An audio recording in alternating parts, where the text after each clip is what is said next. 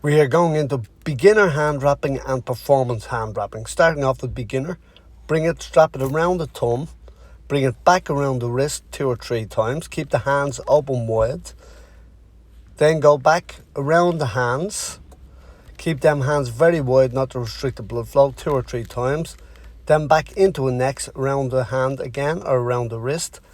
Then we're just going to bring it around at the back of the thumb and around the wrist to finish off, and that should be sufficient for starting off. Performance hand wrapping, we'll use 2 sets of bandages and regular masking tape. So again, we'll just open the masking tape, starting bringing it around the wrist, then around the hand, keeping the hands very wide not to restrict the blood flow. That just seals the hand. Then we'll get the bandage.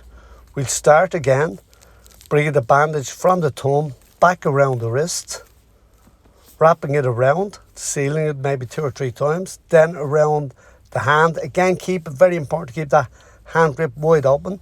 Bring it back around the wrist, around the finger, back around the wrist and around the finger, back around the wrist and around the final finger.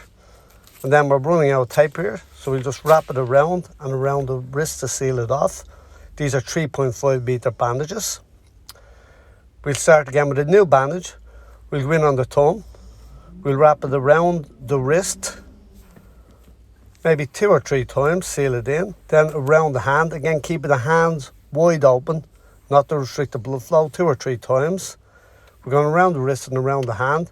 We're coming in then around the back of the thumb, around the hand, around the hand. Then we're going finally in around the back of the thumb and sealing it off with 2 or 3 wraps around the wrist. Seal it off. Now we're going to get some masking tape again, just to seal it. This is excellent for if we're punching heavy or if we're holding pads for heavyweight hard hitters. So again, we'll open the masking tape. We go maybe once or twice around the hand, keeping the hand wide, around the wrist, once or twice.